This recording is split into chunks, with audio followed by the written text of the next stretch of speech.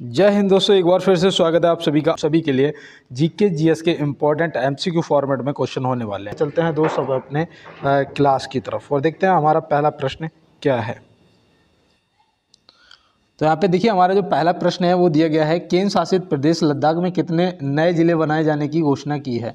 तो यहाँ पे थोड़ा सा पेन को सिलेक्ट कर लेते हैं और यहाँ पे बताइए कि केंद्र शासित प्रदेश लद्दाख में कितने नए ज़िले बनाए जाने की घोषणा की गई है। ये आपके 2024 से करंट अफेयर से संबंधित क्वेश्चन है। तो यहाँ पे आपका जो राइट आंसर है वो होना चाहिए, नए 5 ज़िले बनाए जाने की घोषणा की है।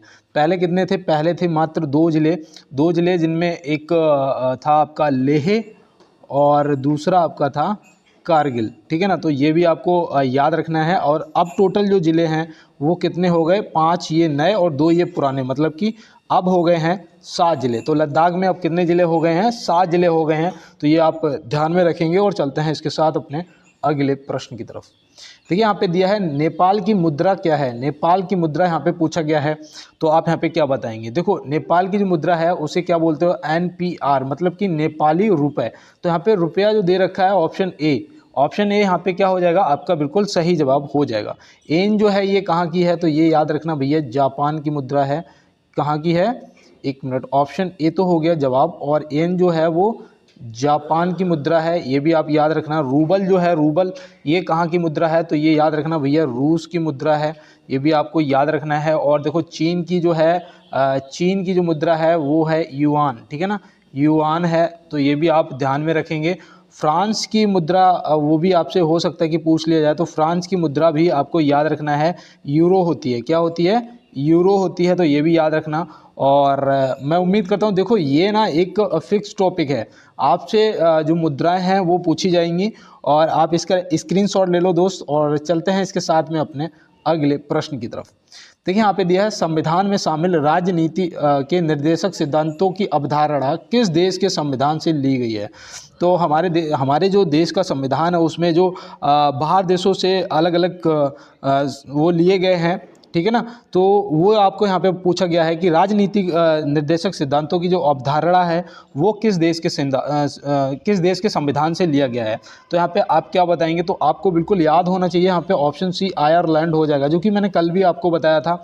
और देखो ये कौन से संविधान के किस भाग में है, भाग भी आपको पता होना चाहिए भैया, भाग 4 में है। अगर आर्टिकल की बात करेंगे कि कौन से आर्टिकल में आज मिलते हैं, तो याद रखना ये इनका उल्लेख 36 से 51 तक है। कहाँ तक?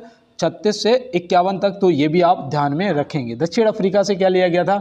संविधान संशोधन लिया गया था, जो कि आर्टिकल के कौन से आर्टिकल में है? 368 में दिया गया है ना। 368 जो है वो संविधान संशोधन से संबंधित है, तो ये भी आप याद रखेंगे। रूस के संविधान से क्या लिया गया है, ये आज आप मुझे कमेंट बॉक्स में बताएंगे। और बिल्कुल दोस्त चलते हैं इसके साथ में अपने अगले प्रश्न पे। तो यहाँ दिया है, किस नदी को बांग्लादेश में पद्मा के नाम से जाना जाता है? किस नदी को बांग्लादेश में पद्मा के नाम से जाना जाता है? तो आप यहाँ पे क्या बताएंगे? तो मैं उम्मीद करता हूँ यहाँ पे जो आपका राइट आंसर है वो हो जाएगा गंगा नदी। क्या हो जाएगा? गंगा नदी, जिसकी ऑप्शन सी, जिसकी लंबाई देखो मैं यहाँ पे बताने वाला था, भारत की सबसे लंबी नदी भी गंगा है और जिसकी लंबाई मैंने कई बार आपको बताया है 2525 किलोमीटर। कितना बताया है? 2525 किलोमीटर इसकी लंबाई है, तो ये भी आप ध्यान में रखेंगे। और मैं यहाँ पे आपको बता दूं कि बांग्लादेश मतलब भारत और बांग्लादेश के बीच में ये 90 मील, मतलब कि आपका बना जाके 145 किलोमीटर सीमा रेखा बनाता है। कौन सा? पश्चिमी सीमा रेखा है, ऐसे याद रखना, ठीक है ना। पश्चिमी सीमा रेखा बनाता है। तो पश्चिमी सीमा रेखा जो है ये जो पद्मा नदी है, जिसे गंगा आप कहते हैं, लेकिन बांग्लादेश में पद्मा के नाम से जानी जाती है, ये 90 मील या 145 किलोमीटर पश्चिमी सीमा भारत और बांग्लादेश के बीच में बनाती है। यहाँ पे एक नदी और मिलती है जो कि चांदपुर में मिलती है। कहाँ पर? चांदपुर एक जगह है, ठीक है ना, वहाँ पर जगह क्या, जिला है, ठीक है ना, बांग्लादेश में एक चांदपुर जिला है, याद रखना। वहाँ पे एक मेघना नदी मिलती है। कौन सी? इसकी सहायक नदी, ठीक है ना, मेघना नदी मिलती है, ये भी आपको याद रखना है। और देखो ब्रह्मपुत्र की सबसे इंपॉर्टेंट है, आपको लंबाई पता होना चाहिए। कितनी लंबाई है? 2900 किलोमीटर, ठीक है ना, तो ये भी आपको याद रखना है दोस्त। और चलते हैं इसके साथ अपने अगले प्रश्न की तरफ। देखिए यहाँ पे दिया गया है, भारत का पहला reusable hybrid rocket mission Rohini 1 का सफल परीक्षण कहाँ किया गया है? तो भारत का पहला जो मतलब कि रीयूजेबल मतलब दोबारा से यूज कर लिया जाएगा वो हाइब्रिड रॉकेट जो जिसका नाम है रोमी 1 का सफल परीक्षण है वो कहाँ पर किया गया है? बस इतना बताना है। तो याद रखना भैया, ये तमिलनाडु के चेन्नई में किया गया है। कहाँ पर? तमिलनाडु के चेन्नई में किया गया है। तो ये आपको याद रखना है। और यहाँ पे एक चीज़ और याद रखना है, ये 24 अगस्त को किया गया था। कब? 24 अगस्त को किया गया था। तो ये भी आप ध्यान में रखेंगे। देखो ये आपके करंट से संबंधित प्रश्न है और आपके लिए दोस्त इम्पोर्टेंट भी है, तो इसे आप नोट कर लेंगे, स्क्रीनशॉट ले लेंगे। और ये प्रश्न हम पहले भी कर चुके हैं, है ना, 24 अगस्त को ये प्रश्न पढ़ चुके थे। देखो यहाँ पे दिया गया है, अखिल भारतीय किसान सभा की स्थापना कहाँ हुई थी? बताओ, अखिल भारतीय किसान सभा की जो स्थापना है ये कहाँ पर हुई थी और कब हुई थी, ठीक है ना, और किसने की थी, ये सब आपको यहाँ पे बताना है। तो देखो पहले तो आप एक एक चीज़ को नोट करते हुए चलेंगे। यहाँ पे लखनऊ में हुई थी, तो ऑप्शन सी यहाँ पे हमारा क्या हो जाएगा? सही जवाब हो जाएगा। कब हुई थी? तो याद रखना ये 11 अप्रैल 1936 को हुई थी, ठीक है ना। कब? 11 अप्रैल 1936 को हुई थी। स्वामी सहजानंद सरस्वती ने की थी। किसने? स्वामी सहजानंद सरस्वती ने की थी। तो ये भी आप नोट कर लेंगे, लिख लेंगे अपने नोट्स पे। और चलते हैं दोस्त इसके साथ अपने अगले प्रश्न की तरफ। देखिए यहाँ पे दिया गया है, प्रतिवर्ष विश्व पर्यटन दिवस कब मनाया जाता है? बताओ, प्रतिवर्ष विश्व पर्यटन दिवस कब मनाया जाता है? तो आप यहाँ पे क्या बताएंगे? आपका जो राइट आंसर है वो क्या होगा? तो मैं उम्मीद करता हूँ आपने ऑप्शन ए को चुना होगा, 27 सितंबर, है ना। ऑप्शन ए को चुना होगा, 27 सितंबर आपका सही जवाब हो जाएगा। दूसरा यहाँ पे याद रखना, इसकी जो शुरुआत है वो हुई थी 1980 में। कब हुई थी? 1980 में ये हुई थी, संयुक्त राष्ट्र विश्व पर्यटन संगठन ने की थी। तो ये भी आप ध्यान में रखेंगे, ठीक है ना। 5 अक्टूबर को क्या मनाया जाता है? तो 5 अक्टूबर को देखो, जैसे 5 सितंबर को शिक्षक दिवस मनाते हैं ना, तो 5 अक्टूबर को अंतर्राष्ट्रीय शिक्षक दिवस मनाते हैं। ये देखो याद रखना, पॉइंट आपके लिए इंपॉर्टेंट है। अगर पूछ लिया कहीं अंतर्राष्ट्रीय शिक्षक दिवस और 5 सितंबर ऑप्शन में दे दिया तो आप टिक कर देंगे, जो कि आपका गलत हो जाएगा। इसलिए 5 अक्टूबर को याद रखेंगे। 8 अक्टूबर को क्या होता है? तो 8 अक्टूबर को याद रखना वायु सेना दिवस मनाया जाता है। क्या? वायु सेना दिवस मनाया जाता है। तो ये भी आप ध्यान में रखेंगे, ठीक है ना दोस्त। तो मैं उम्मीद करता हूँ यहाँ पे मैंने जो भी आपको बताया आपको समझ आ गया होगा दोस्त। और चलते हैं इसके साथ में अपने अगले प्रश्न की तरफ। और देखो उससे पहले मैं एक लाइन आपको सुना दूं कि कहते हैं ना कि खुद को सोने के सिक्के जैसा बनाइए, जो कि अगर नाली में भी गिर जाए तो भी उसकी कीमत जो है वो कभी कम नहीं होती है ना दोस्त। तो बिल्कुल मेहनत करोगे और बिल्कुल ऐसा आप सोने के सिक्के जैसा बनेंगे, क्योंकि मेहनत से ही आप सब कुछ हासिल कर सकते हैं। और यहाँ पे देखो 8वां है कि जैन साहित्य को क्या कहते हैं? बताओ, जैन साहित्य को क्या कहते हैं? तो और यहाँ पे आप देखो इसका बिल्कुल राइट आंसर करेंगे, क्योंकि ये ना बहुत पहले हम पढ़ चुके हैं, है ना। तो यहाँ पे उम्मीद कर रहा था आपने आगम सूत्र मतलब ऑप्शन ए को टिक किया है, तो आपका जवाब जो है सही जवाब हो गया। और बौद्ध साहित्य अगर पूछा जाएगा तो त्रिपिटक को टिक करेंगे आप, ठीक है ना। किसको? अगर बौद्ध साहित्य पूछा जाएगा तो त्रिपिटक को टिक करेंगे। और यहाँ पे जिसने भी ऑप्शन सी को टिक किया था उसका जवाब गलत हो गया है। तो चलते हैं दोस्त इसके साथ में अपने अगले प्रश्न की तरफ और देखते हैं हमारा अगला क्या है। देखो यहाँ पे दिया है कि भारत के संविधान में सम्मिलित समवर्ती सूची किस देश की देन है? अभी मैंने यहाँ पे आपसे नीति निर्देशक सिद्धांत पूछे थे। अब यहाँ पे मैं आपसे पूछ रहा हूँ कि भारत के संविधान में सम्मिलित समवर्ती सूची जो है वो किस देश की देन है? तो आप यहाँ पे क्या बताएंगे? तो बिल्कुल दोस्त मैं उम्मीद कर रहा हूँ कि आपने राइट आंसर चुना होगा, ऑप्शन बी, है ना, ऑस्ट्रेलिया। तो ऑस्ट्रेलिया यहाँ पे क्या हो जाएगा? आपका बिल्कुल राइट आंसर दोस्त हो जाएगा। और चलते हैं इसके साथ में अपने अगले प्रश्न की तरफ और देखते हैं हमारा अगला प्रश्न क्या है। तो यहाँ पे दिया है विश्व बाघ दिवस कब मनाया जाता है? विश्व बाघ दिवस जो है वो कब मनाया जाता है? तो आप यहाँ पे क्या बताएंगे इसका राइट आंसर? तो मैं उम्मीद करता हूँ यहाँ पे आपने 29 जुलाई को बिल्कुल राइट आंसर लगाया होगा, है ना। 29 जुलाई आपका यहाँ पे हो जाएगा बिल्कुल सही जवाब। और देखो याद रखना ये ना इसकी शुरुआत 2010 में रूस में हुई थी। कहाँ पर? रूस में हुई थी। तो ये भी आप याद रखना। भारत में 1973 में वो स्टार्ट हुआ था। 1973 में प्रोजेक्ट टाइगर स्टार्ट हुआ था, है ना। तो ये भी देखो प्रोजेक्ट टाइगर आपसे पूछा जा सकता है। भारत में बाघ, देखो बाघ जो है वो राष्ट्रीय पशु तो है ही, लेकिन आपसे ये भी पूछा जा सकता है कि भारत में बाघों की संख्या कितनी है? तो आप क्या बताएंगे? 3167, है ना, जो कि पूरे विश्व के 70% से ज़्यादा है है ना, कितनी 70% से ज़्यादा है, और ये सब जंगली बाघ हैं, ठीक है ना, तो ये आप ध्यान में रखेंगे। और देखो यहाँ पे 1 मई से याद रखना, 1 मई को मनाते हैं श्रम दिवस, क्या मनाते हैं, श्रम दिवस मनाते हैं। 15 मई को क्या मनाते हैं, तो वो भी आपको याद रखना, परिवार दिवस मनाते हैं, ठीक है ना, क्या मनाते हैं, परिवार दिवस मनाते हैं। तो ये भी आपके लिए काफ़ी इंपॉर्टेंट है और आप इसका स्क्रीनशॉट लेंगे। और चलते हैं दोस्तों इसके साथ में अपने अगले प्रश्न की तरफ। देखो यहाँ पे दिया है, पेंटोगार्टन सिनावात्रा किस देश के प्रधानमंत्री हाल ही में बने हैं, बताओ। पेंटोगार्टन सिनावात्रा किस देश के प्रधानमंत्री हाल ही में बने हैं, तो आप यहाँ पे क्या बताएंगे। तो मैं उम्मीद करता हूँ यहाँ पे आपने बिल्कुल राइट आंसर चुना होगा, जो कि यहाँ पे आपका हो जाएगा ऑप्शन सी, थाईलैंड। क्या हो जाएगा, ऑप्शन सी, थाईलैंड यहाँ पे आपका बिल्कुल राइट आंसर दोस्त हो जाएगा। और चलते हैं इसके साथ में दोस्त अपने अगले प्रश्न की तरफ और देखते हैं हमारा अगला प्रश्न क्या है। देखो यहाँ पे दिया है, कुतुबुद्दीन ऐबक ने गुलाम वंश की स्थापना कब की थी। कुतुबुद्दीन ऐबक ने गुलाम वंश की स्थापना कब करी थी, तो यहाँ पे एक चीज़ तो आप याद रखना कि गुलाम वंश की जो स्थापना है वो ऑप्शन सी यहाँ पे 1206 में करी थी। कब करी थी, 1206 में करी थी। और दूसरा याद रखना, जो मोहम्मद गौरी था ना, मोहम्मद गौरी, इसकी मृत्यु के बाद ये कुतुबुद्दीन ऐबक ने गुलाम वंश की स्थापना करी थी, ठीक है ना। और मोहम्मद गौरी ने इसे एक व्यापारी से खरीदा था। और इसका जो जन्म है ना, इसका जो जन्म है वो कहाँ पर हुआ था, तो वो भी आप याद रखना, तुर्किस्तान में हुआ था, ठीक है ना, तुर्किस्तान में हुआ था। तो ये भी आप ध्यान में रखेंगे। और देखो यहाँ से एक चीज़ याद रखना, अगर आपसे पूछा जाए कि कुतुब मीनार किसने बनवाया था, तो आप क्या बताएंगे, कुतुबुद्दीन ऐबक ने बनवाया था, ठीक है ना दोस्त।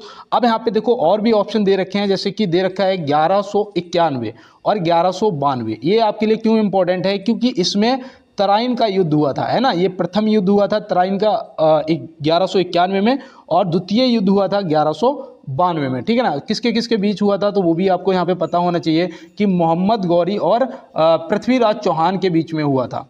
तो ये भी आप यहाँ पे नोट करेंगे अपने नोट्स पे। और चलते हैं दोस्तों इसके साथ में अपने अगले प्रश्न की तरफ। देखिए यहाँ पे दिया है, अमेरिका का स्वतंत्रता संग्राम कब आरंभ हुआ था, बताओ। अमेरिका का स्वतंत्रता संग्राम जो है वो कब आरंभ हुआ था। तो मैं उम्मीद कर रहा हूँ यहाँ पे आप बिल्कुल राइट आंसर करेंगे। और यहाँ पे कुछ दोस्त राइट आंसर कर भी रहे होंगे, 1775 है ना, ऑप्शन ए आपका सही जवाब हो जाएगा। डेट भी याद रखना, 19 अप्रैल थी, क्या थी, 19 अप्रैल। अब देखो यहाँ पे एक और दे रखा है 1857। 1857 जो है ये याद रखना, ये भारत का स्वतंत्रता संग्राम है, ठीक है ना। जो 1857 की क्रांति हुई थी मेरठ से स्टार्ट, है ना, मेरठ से स्टार्ट। तो ये याद रखना, ये भारत का स्वतंत्रता संग्राम है। तो यहाँ पे बिल्कुल आप अमेरिका और भारत दोनों का समझ गए होंगे। स्क्रीनशॉट ले लो दोस्त। और चलते हैं इसके साथ में अपने अगले प्रश्न की तरफ। तो देखिए यहाँ पे जो हमारा अगला प्रश्न पूछा जा रहा है कि प्रथम विश्व युद्ध की शुरुआत कब हुई थी, बताओ। यहाँ पे प्रथम विश्व युद्ध की जो शुरुआत है वो कब हुई थी, तो यहाँ पे याद रखना, देखो ये आपके लिए ना इम्पोर्टेंट है दोस्त। प्रथम विश्व युद्ध की जो शुरुआत है वो 28 जुलाई 1914 को हुई थी। कब हुई थी, 28 जुलाई 1914 को हुई थी। और ये जो मतलब कि बंद कब हुआ था, ये रुका कब था, तो याद रखना भैया, ये 11 नवंबर 1918 को बंद हुआ था, ठीक है ना। कब हुआ था, 11 नवंबर 1918 को ये बंद हुआ था। द्वितीय विश्व युद्ध जो है वो 1 सितंबर 1939 को प्रारंभ हुआ था, और ये 2 सितंबर 1945 को बंद हुआ था, ठीक है ना। तो ये देखो यहाँ पे आपके लिए कितना इंपॉर्टेंट, दोनों विश्व युद्ध यहाँ पे आपको पता चल गया, इसका स्क्रीनशॉट ले लेना। और प्रथम जो है वो ऑस्ट्रिया और सर्बिया के बीच हुआ था, तब ये प्रारंभ हुआ था, है ना। प्रथम विश्व युद्ध जो है वो ऑस्ट्रिया और सर्बिया के बीच प्रारंभ हुआ था। और मैंने ऑस्ट्रिया की आपको राजधानी भी बताई थी, है ना, ऑस्ट्रिया की राजधानी क्या बताई थी, वियना है। तो ये भी आप याद रखना। और देखो यहाँ पे अगला प्रश्न है हमारा कि भारतीय रिजर्व बैंक का राष्ट्रीयकरण कब हुआ था, बताओ। भारतीय रिजर्व बैंक का राष्ट्रीयकरण जो है वो कब हुआ था, तो बिल्कुल यहाँ पे आप याद रखना, भारतीय रिजर्व बैंक का जो राष्ट्रीयकरण है वो 1 जनवरी 1949 को हुआ था। तो 1 जनवरी 1949, ऑप्शन बी यहाँ पे क्या हो जाएगा, ऑप्शन बी आपका राइट आंसर हो जाएगा। और देखो अगर आपसे यहाँ पे स्थापना की बात कर दी जाए कि स्थापना कब हुई थी, तो 1 अप्रैल 1935 को स्थापना हुई थी। स्थापना कब हुई थी, 1 अप्रैल 1935 को। तो ये भी आपको ध्यान में रखना है दोस्त। और चलते हैं इसके साथ में अपने अगले प्रश्न की तरफ। देखिए यहाँ दिया है, निम्नलिखित में से माउंट एवरेस्ट कहाँ पर स्थित है, बताओ। माउंट एवरेस्ट जो है ये कहाँ पर स्थित है, और इस पे चलो बताओ कि भारत की पहली महिला कौन है जो इस पे चढ़ी थी। तो पहले तो यहाँ पे याद रखना है कि ये नेपाल में स्थित है। कहाँ पर? नेपाल में। इसकी जो ऊंचाई है ना वो 8,848 की जगह अब 49 लिखा हुआ मिलेगा आपको, है ना, मीटर में है ये 8,849 मीटर। और ये विश्व की सबसे ऊंची चोटी है, ठीक है ना। माउंट एवरेस्ट जो है विश्व की सबसे ऊंची चोटी है। यहाँ से एक चीज़ और याद रखना कि इस पे जो प्रथम महिला थी भारतीय, वो जाने वाली थी बछेंद्री पाल। कौन थी? बछेंद्री पाल जी, जिन्होंने समिट किया था, फतेह किया था। और दूसरा यहाँ पे एक चीज़ याद रखना कि इसे माउंट एवरेस्ट को नेपाल में सागर मत्था के नाम से जाना जाता है। सागर मत्था के नाम से जाना जाता है। तो ये भी आपको ध्यान में रखना है, ठीक है ना दोस्तों। मैं उम्मीद करता हूँ यहाँ पे मैंने जो भी आपको बताया आपने नोट किया होगा। और चलते हैं इसके साथ में अपने अगले प्रश्न की तरफ। और देखो यहाँ पे दिया गया है कि एशियाई सर्फिंग चैंपियनशिप 2024 में भारतीय टीम ने कौन सा पदक जीता है? बताओ, एशियाई सर्फिंग चैंपियनशिप 2024 में भारतीय टीम ने कौन सा पदक जीता है? तो यहाँ पे मैं उम्मीद करता हूँ आप तो बिल्कुल राइट आंसर यहाँ पे कर रहे होंगे। रजत पदक जीता है, जो कि ऑप्शन बी में दिया गया है। और इसका जो आयोजन है वो भी याद रखना दोस्त, हो सकता है कि पूछ लिया जाए। मालदीव में हुआ था। कहाँ हुआ था? मालदीव में हुआ था। तो ये भी आप ध्यान रखेंगे। और देखो, स्वर्ण पदक जीतने वाला था जापान। कौन था? जापान। तो ये भी आप ध्यान में रखेंगे, याद रखेंगे, इसे नोट कर लेंगे। और चलते हैं दोस्त इसके साथ अपने अगले प्रश्न की तरफ। तो यहाँ पे दिया गया है ब्रजमंडल का संबंध इनमें से किस लोक नृत्य से है? बताओ, ब्रजमंडल का संबंध इनमें से किस लोक नृत्य से है? तो भैया देखो, ऑप्शन में तो ज़्यादातर आपको चारकूला नृत्य मिलेगा, है ना। लेकिन यहाँ पे याद रखना मयूर नृत्य भी है और हल नृत्य भी है। ये सभी जो हैं ये आपके ब्रजमंडल से संबंधित लोक नृत्य हैं, ठीक है ना। पहली चीज़ तो आप ये याद रखना। और देखो, चारकूला से एक चीज़ और याद रखना कि चारकूला को घड़ा नृत्य भी कहते हैं। क्या कहते हैं? घड़ा नृत्य भी कहते हैं, ठीक है ना। तो ये भी आपको ध्यान में रखना है, आपके लिए इम्पोर्टेंट है। और चलते हैं दोस्त इसके साथ में अपने अगले प्रश्न की तरफ। देखिए यहाँ दिया है, राजा राम मोहन राय जी ने सती प्रथा को कब समाप्त कर दिया था? बताओ, राजा राम मोहन राय जी ने सती प्रथा को कब समाप्त कर दिया था? तो मैं उम्मीद करता हूँ ये प्रश्न तो आपका पुराना है और ये प्रश्न हम लोग कई बार कर भी चुके हैं, है ना। तो याद रखना भैया, ये डेट थी 4 दिसंबर और साल था 1829। क्या था? 4 दिसंबर 1829 को। इनके साथ में वो उसके सहयोग से किया था, वो क्या कहते हैं, विलियम बेंटिंग, है ना। विलियम बेंटिंग के सहयोग से इसे समाप्त कर दिया गया था। और देखो, राजा राम मोहन राय जी से एक चीज़ और याद रखना, इन्होंने उसकी स्थापना की थी किसकी? ब्रह्म समाज की, है ना।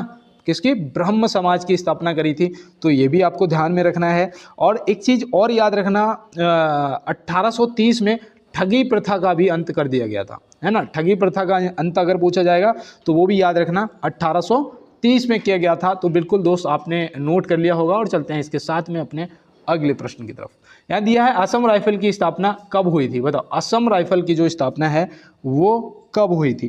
देखो, सबसे पुरानी है और इसकी स्थापना 1835 में हुई थी। कब हुई थी? 1835 में हुई थी। इसका अगर मुख्यालय आपसे पूछा जाएगा तो याद रखना शिलोंग में है। कहाँ पर? शिलोंग में है। तो ये भी आप ध्यान में रखेंगे। 1939 में बताओ किसकी स्थापना हुई थी? तो याद रखना भैया, सीआरपीएफ की स्थापना कब हुई थी? 1939 में। 1962 में किसकी हुई थी? आईटीबीपी, है ना। और देखो, इनके जो मुख्यालय ये शिलोंग छोड़ के, ठीक है ना, असम राइफल छोड़ के, चाहे वो सीआरपीएफ हो, चाहे आईटीबीपी हो, और चाहे यहाँ पे जो 1965 में आपकी बीएसएफ बनी थी, वीएसएफ, बॉर्डर सिक्योरिटी फोर्स, है ना, इसका भी जो मुख्यालय है ये सब नई दिल्ली में है। कहाँ पर? नई दिल्ली में। तो ये भी आप याद रखना। और देखो यहाँ पे चलो मैं और बता देता हूँ, सीआईएसएफ, है ना, सीआईएसएफ, हाँ सही है, सीआईएसएफ।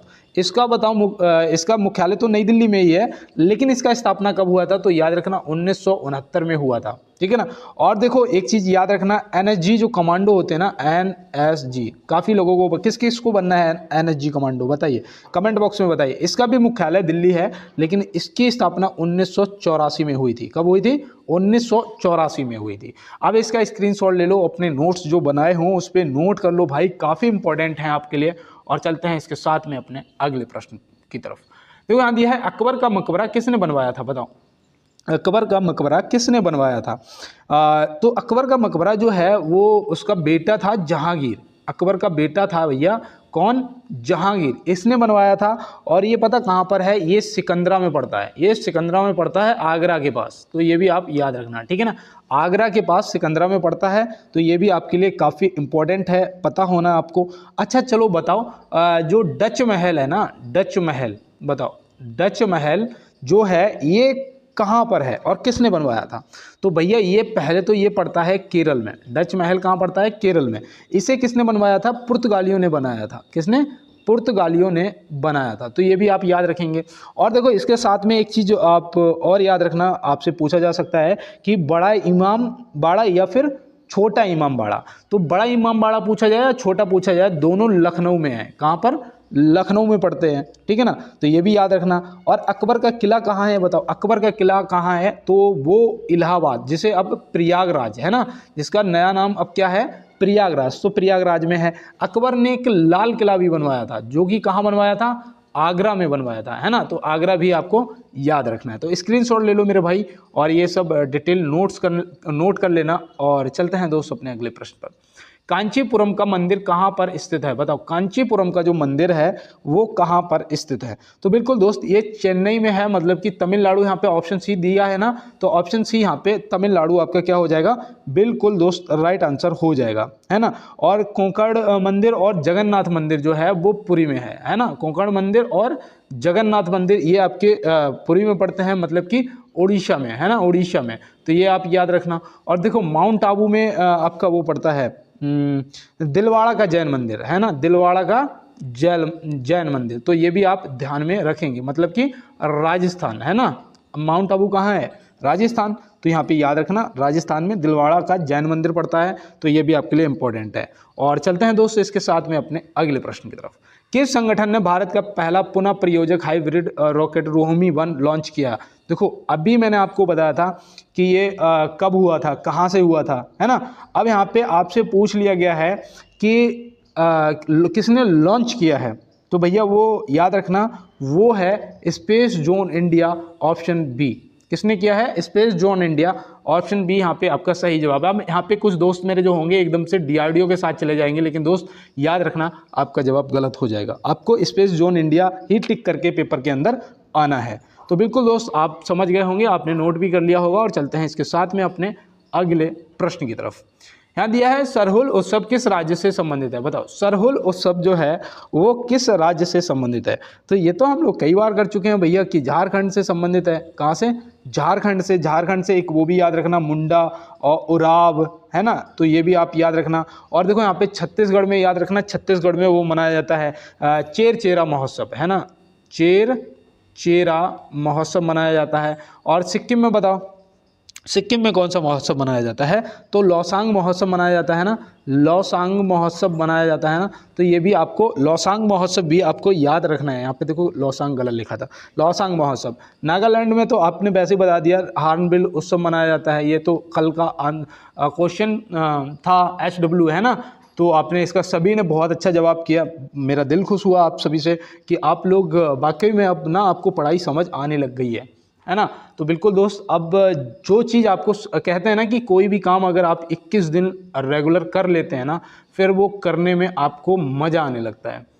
कहते हैं ना कि पहले तो शुरू किया था मजबूरी में, और अब क्या हो गया है? अब लत लग चुकी है। तो बिल्कुल दोस्त, अब सफलता की आपको लत लग चुकी है और आपको अब चीज़ें समझ आने लग गई हैं।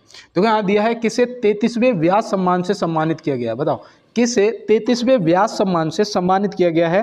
तो इनमें से आपको बताना है। तो यहाँ पे आपका जो सही जवाब है वो हो जाएगा पुष्पा भारती, है ना, ऑप्शन बी। यहाँ पे पुष्पा भारती जी ऑप्शन आपका बी बिल्कुल राइट आंसर हो जाएगा। इन्हें 2023 में मिला है। कब? 2023 में मिला है। और ये जो RBI है ना, RBI को 2023 में वो मिला था, क्या कहते हैं, change maker of the year चुना गया था। Change maker of the year चुना गया था किसे? RBI को। तो ये भी आपको यहाँ पे ध्यान रखना है दोस्त। और चलते हैं इसके साथ में अपने अगले प्रश्न की तरफ। देखिए यहाँ पे दिया गया है निम्नलिखित में से विक्ट्रिम सिटी किताब के लेखक कौन है? बताओ निम्नलिखित में से विक्ट्रिम सिटी किताब के लेखक कौन है? तो ये इंपॉर्टेंट बुकें वगैरह हैं, ये भी दोस्त आपसे पूछी जाएंगी, है ना। सॉरी, तो यहाँ पे आपको याद रखना सलमान रुश्दी। कौन हो जाएंगे? सलमान रुश्दी। ऑप्शन बी यहाँ पे आपका बिल्कुल राइट आंसर हो जाएगा। ये कब प्रकाशित हुई थी बताओ, ये कब प्रकाशित हुई थी? तो देखो ये पता विक्रम सिटी आपके लिए क्यों इंपॉर्टेंट है, क्योंकि ये अभी जल्दी में फरवरी 2023 में प्रकाशित हुई थी। कब? फरवरी 2023 में प्रकाशित हुई थी, तो इसलिए ये आपके लिए इम्पोर्टेंट है कि आपसे पूछा जा सकता है। और माधव राव जी से याद रखना, उसका नाम क्या है? ब्रेकिंग बैरियर है ना, ब्रेकिंग बैरियर जो है वो भी आपको ध्यान रखना है, हो सकता है आपसे पूछ लिया जाए। अरस्तु से याद रखना पॉलिटिक्स है ना, पॉलिटिक्स नामक जो किताब है वो किसने लिखी है? तो वो लिखी है अरस्तु ने, तो ये भी आपको ध्यान में रखना है। तो बिल्कुल दोस्तों, और चलते हैं इसके साथ में अपने अगले प्रश्न की तरफ। देखो यहाँ दिया है 7वां अंतर्राष्ट्रीय धर्म सम्मेलन कहाँ पर आयोजन हुआ था? बताओ 7वां अंतर्राष्ट्रीय धर्म सम्मेलन कहाँ पर आयोजन हुआ था? ये देखो आपके लिए इम्पोर्टेंट है भाई, है ना। आप इसका जवाब बिल्कुल सही करेंगे और मुझे उम्मीद है कि आपने इसका राइट आंसर कर भी दिया होगा भैया कि भोपाल में हुआ था। कहाँ पर हुआ था? भोपाल में हुआ था, तो आपने राइट आंसर कर भी दिया होगा। और ये मार्च 2023 में हुआ था। आज की क्लास में ना आपका 2023 का करंट अफेयर है ना। और याद रखना ये ना 3 मार्च को हुआ था। पता है क्यों? ये मैं इसलिए बता रहा हूँ, मुझे याद आ गया, मैंने पढ़ा था आज ही। 3 मार्च को हमारे जो राष्ट्रपति जी हैं उन्होंने इसका शुभारंभ किया था, इसलिए आपको ये उनके द्वारा किया गया था। तो ये आप ध्यान रखेंगे, आपके लिए काफ़ी इम्पोर्टेंट है। और चलते हैं दोस्त अपने अगले प्रश्न पे। भारत का पहला ग्रीन नवाचार केंद्र कहाँ आयोजित किया गया है? बताओ भारत का पहला ग्रीन नवाचार केंद्र कहाँ स्थापित किया गया है? देखो भाई ये त्रिशूल में किया गया है। अब त्रिशूल ये कहाँ पड़ता है? तो बिल्कुल दोस्त केरल में पड़ता है। ऑप्शन बी यहाँ पे क्या हो जाएगा? आपका बिल्कुल सही जवाब हो जाएगा। जिसे बोल दो ये पता क्या है? ये 3D मुद्रित डाकघर ये बेंगलोर में हुआ था। हाँ, 3D मुद्रित जो डाकघर है उसकी स्थापना बेंगलोर में हुई थी। और ग्राफीन नवाचार केंद्र जो है इसका केरल में हुआ था, ठीक है ना। तो यहाँ पे ये आप याद रखना और आपके लिए इम्पोर्टेंट है मेरे भाई, नोट कर लेना। और चलते हैं दोस्त अपने अगले प्रश्न की तरफ। किस राज्य के जुडमा वाइन चावल को जीआई टैग दिया गया? देखो जीआई टैग मुझे नहीं पता कि आपसे पूछे जाएंगे या नहीं, लेकिन अगर आप एसएससी की तैयारी कर रहे हो तो फिर आपसे जीआई टैग जरूर पूछे जाएंगे। और फिर क्वेश्चन है यार, पूछा भी जा सकता है, तो एक बार देख लो। कहाँ भैया? तो जुडमा वाइन जो है वो असम से संबंधित है। कहाँ के? असम, ठीक है ना। ऑप्शन बी जुडमा वाइन चावल को जीआई टैग दिया गया। ये किस राज्य का है भैया? असम राज्य का है। और यहाँ पे देखो कन्याकुमारी का, उसे याद रखना मैटी केला है ना, मैटी केला। देखो मैटी केला पूछा जाएगा तो ये याद रखना भैया कन्याकुमारी का है ना। और उसे यहाँ पे दिया है महाराष्ट्र से याद रखना अलीबाग सफ़ेद प्याज, अलीबाग सफ़ेद प्याज, इसे भी जीआई टैग मिल चुका है। और यहाँ पे दार्जिलिंग जो है ये याद रखना सबसे पहले से मिला था चाय के लिए, ठीक है ना। तो ये भी आपके लिए इम्पोर्टेंट है। तो मैं उम्मीद करता हूँ यहाँ पे मैंने जो भी आपको बताया आपको समझ आया होगा। और बिल्कुल दोस्त चलते हैं इसके साथ में अपने अगले प्रश्न की तरफ और देखते हैं हमारा अगला प्रश्न क्या है।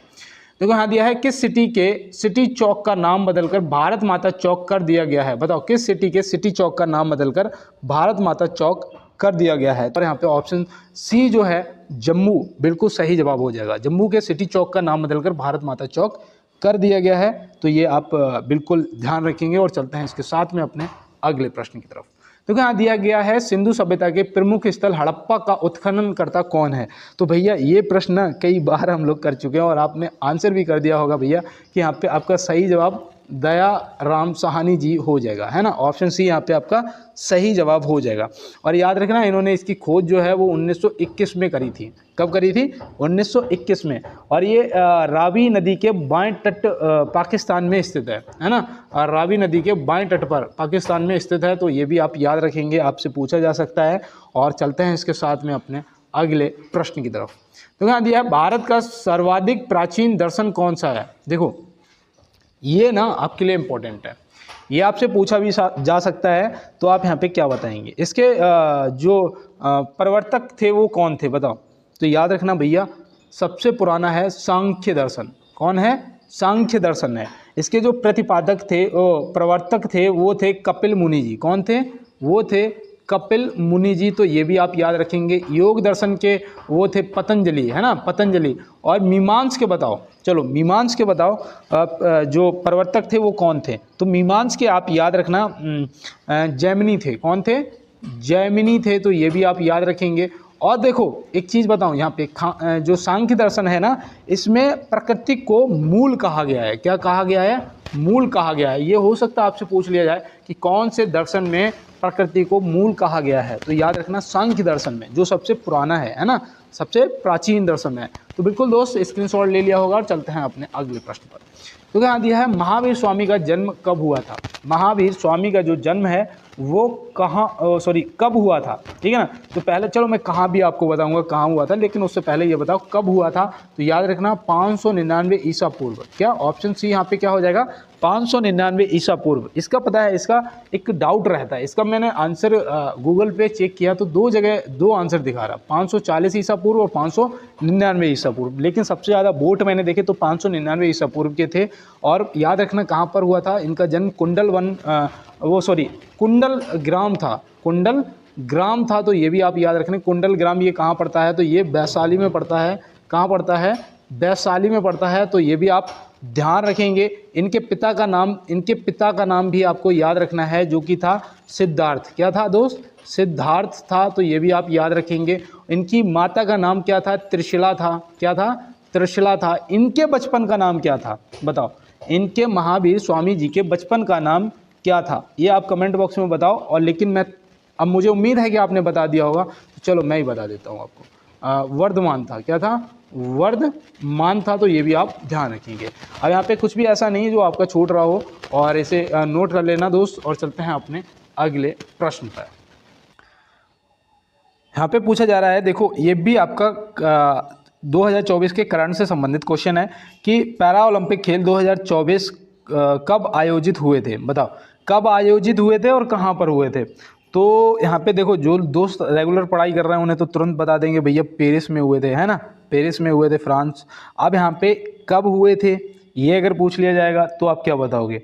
तो दोस्त याद रखना, ये 28 अगस्त को हुए थे। कब हुए थे? 28 अगस्त को हुए थे। ऑप्शन ए सही जवाब हो जाएगा। और ये इनका समापन जो है वो कब हुआ था?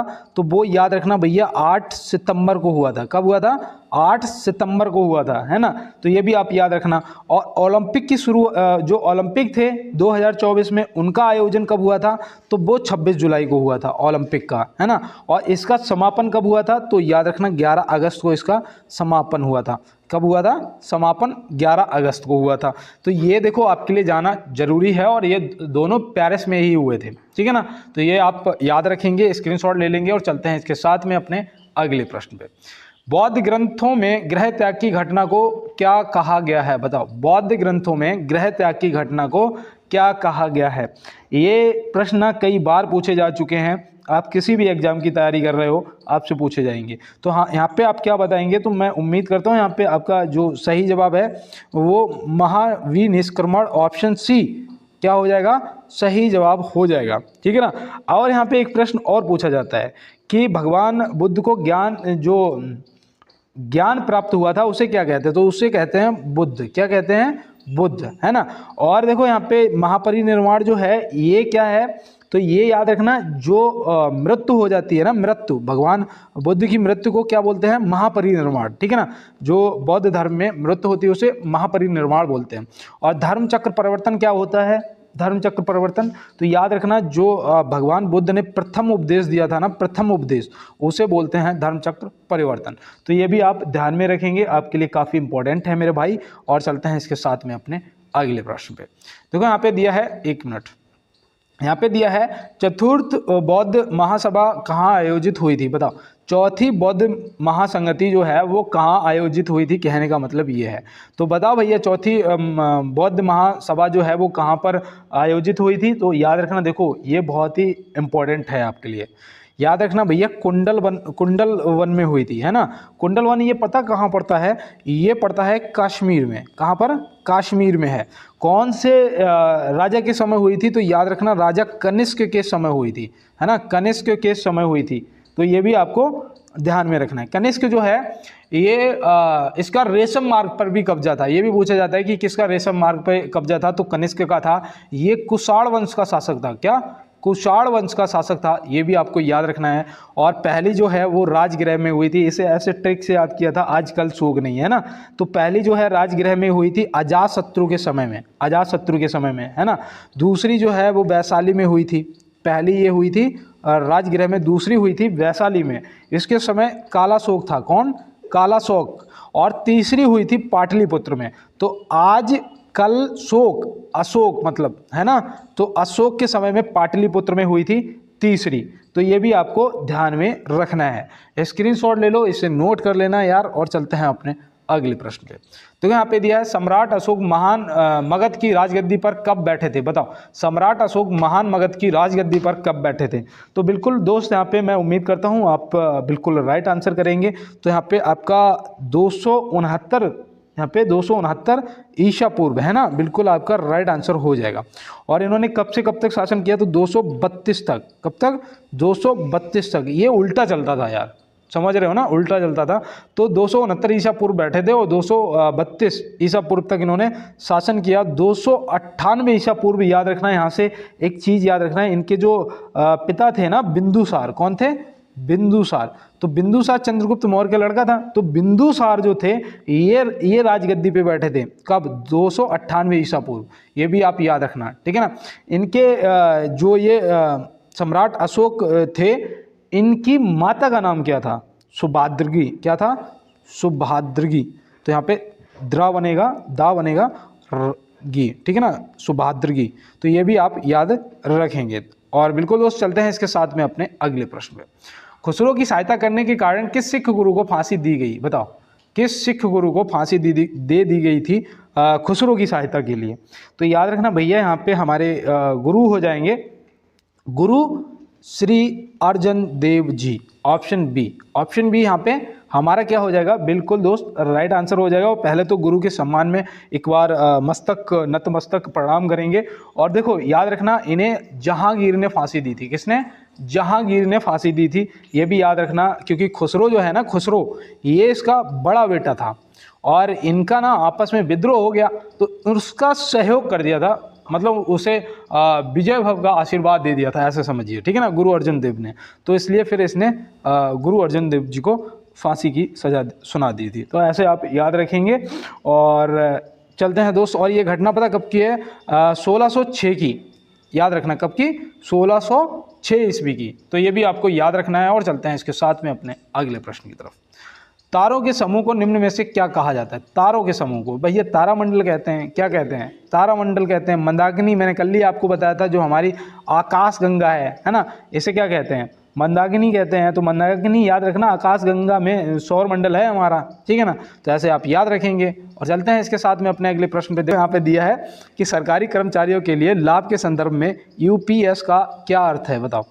तो यहाँ पे आपका यूनिफाइड पेंशन स्कीम हो जाएगा। क्या हो जाएगा?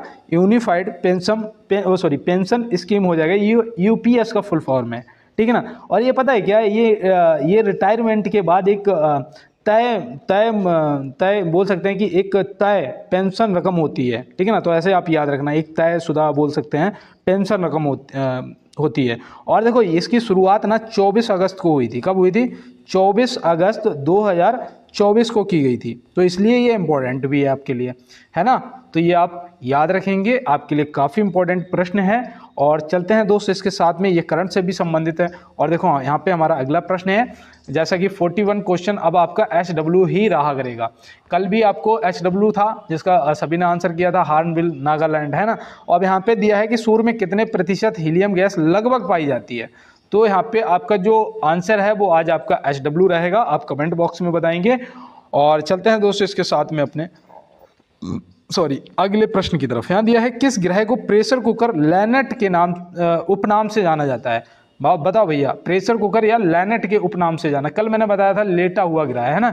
लेटा हुआ क्या? अरुण है ना, जो कि अपने अक्ष पे 82 डिग्री झुका हुआ है ना। तो ये मैंने आपको कल बताया था। आज यहाँ पे पूछ लिया आपसे प्रेशर कुकर या लैनेट किस ग्रह का उपनाम है? तो याद रखना भैया, पृथ्वी की जुड़वा बहन, साज का तारा, सबसे गर्म ग्रह, सबका जवाब एक ही है, क्या? शुक्र ग्रह। ठीक है ना, तो ये आपको याद रखना। और आपको बताऊं कार्बन डाइऑक्साइड ना इसमें 97% पाई जाती है। कितनी? 97% पाई जाती है, तो ये भी आपको याद रखना है।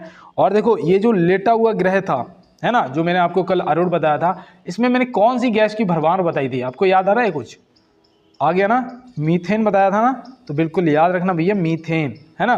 तो बिल्कुल, और देखो बृहस्पति जो है सबसे बड़ा है, इसका कलर भी याद रखना, पीला ग्रह, पीला कलर है। ये 11.96 वर्ष या फिर बोल सकते हो 12 वर्ष में सूर्य की परिक्रमा करता है। सबसे छोटा आपका बुध ग्रह है, जो कि 88 दिनों में परिक्रमा कर लेता है, और सूर्य के सबसे नज़दीक ग्रह भी है ना। तो ये भी आप ध्यान में रखेंगे। तो बिल्कुल दोस्तों, और चलते हैं इसके साथ में अपने अगले प्रश्न पे। यह दिया है स्ट्रामबोली ज्वालामुखी किस देश में स्थित है? बताओ, स्ट्रामबोली ज्वालामुखी जो है वो किस देश में स्थित है? काफ़ी इंपॉर्टेंट प्रश्न है। यहाँ पे आप आंसर करेंगे इसका, ऑप्शन ए इटली, है ना। तो इटली आपका यहाँ पे क्या हो जाएगा? सही जवाब। एक यहाँ पे एक और है, एटेना।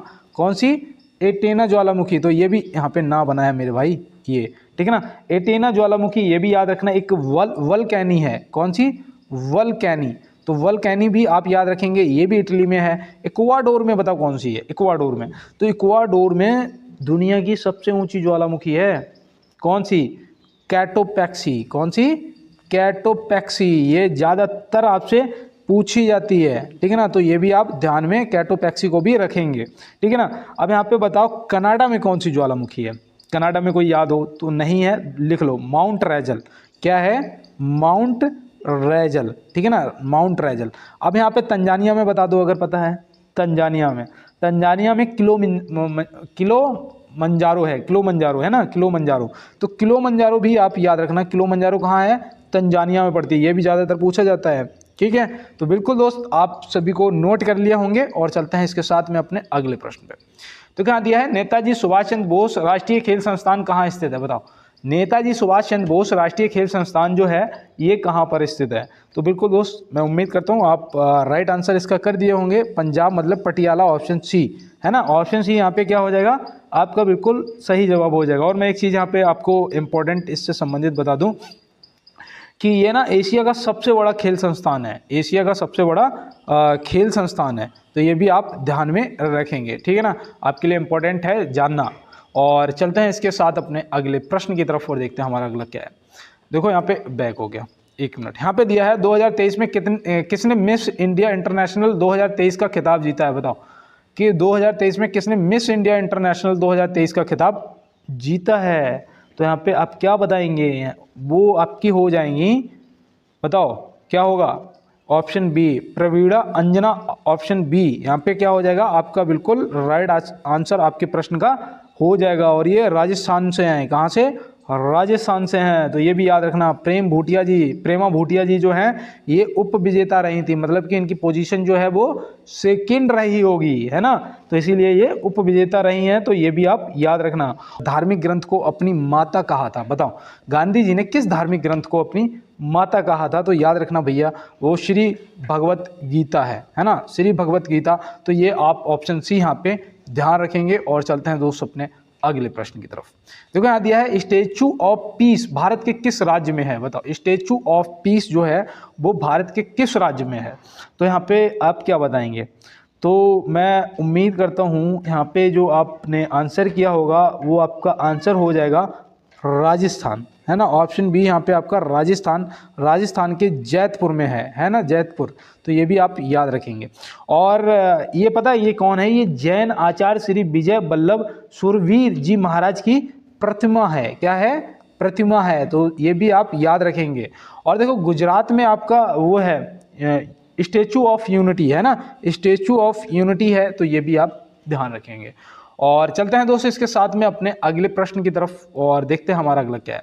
कुल्लू घाटी किस पर्वत श्रेणी के बीच अवस्थित है? कुल्लू घाटी जो है वो किस पर्वत श्रेणी के बीच में स्थित है? तो आप यहाँ पे क्या बताएंगे? यहाँ पे मैं उम्मीद करता हूँ आपने अपना सही जवाब कर दिया होगा। धौलागिरी तथा पीर पंजाल, ऑप्शन ए आपका क्या हो जाएगा? बिल्कुल दोस्त राइट आंसर हो जाएगा। ये हिमाचल प्रदेश में पड़ता है। कहाँ पर? हिमाचल प्रदेश में। तो ये भी आप याद रखेंगे, इसका स्क्रीनशॉट ले लो। और चलते हैं दोस्त अपने अगले प्रश्न की तरफ। और यहाँ पे देखो दिया गया है चुंबकीय प्रेरक का एसआई मात्रक क्या है, बताओ चुंबकीय प्रेरक का एसआई मात्रक जो है वो क्या है यार। तो बिल्कुल यहाँ पे याद रखना ऑप्शन सी टेस्ला है। क्या है? टेस्ला। ऑप्शन सी यहाँ पे आपका सही जवाब हो जाएगा। पास्कल जो है ये तो दाब का है, किसका है? दाब का है। प्रकाश वर्ष जो है ये दूरी का है, ये बहुत ज़्यादा जो एक ग्रह से दूसरे ग्रह की दूरी होती है उसका है ना। तो ये भी आप याद रखेंगे। और चलते हैं इसके साथ में अपने लास्ट क्वेश्चन पे। और यहाँ दिया गया है किस नदी पर जायकवाड़ी बांध अवस्थित है, बताओ कौन सी नदी? गोदावरी। तो बिल्कुल भैया ऑप्शन सी यहाँ पे गोदावरी आपका सही जवाब हो जाएगा। और अगर राज्य की बात करें तो ये महाराष्ट्र में पड़ता है। कहाँ पर? महाराष्ट्र में पड़ता है। तो ये भी आप याद रखेंगे।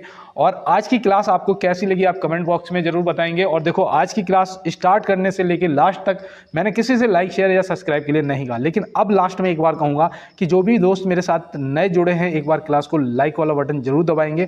पुराने सभी दोस्त क्लास को लाइक करते हैं और चैनल को एक बार सभी दोस्त सब्सक्राइब जरूर करेंगे, बेल आइकन को दबा लेना। और अपने भाई की थोड़ी सी हेल्प करने के लिए आप अगर व्हाट्सएप, इंस्टाग्राम, फेसबुक, टेलीग्राम कोई भी ग्रुप चलाते हैं या किसी पे जुड़े हुए हैं तो सोशल साइट पे, तो क्लास का लिंक या फिर चैनल का लिंक एक बार शेयर अपने दोस्तों के साथ में जरूर कर देना कि एक बार विजिट करके देखिए आप। अगर समझ आए तो ठीक है, ना समझ आए तो कोई बात नहीं है दोस्त, है ना। तो एक बार अपने दोस्तों के साथ में शेयर जरूर करना। और मिलते हैं दोस्त नेक्स्ट क्लास में नेक्स्ट प्रश्नों के साथ में। तब तक के लिए मेरे सभी दोस्तों को मेरा जय हिंद, वंदे मातरम, भारत माता की जय।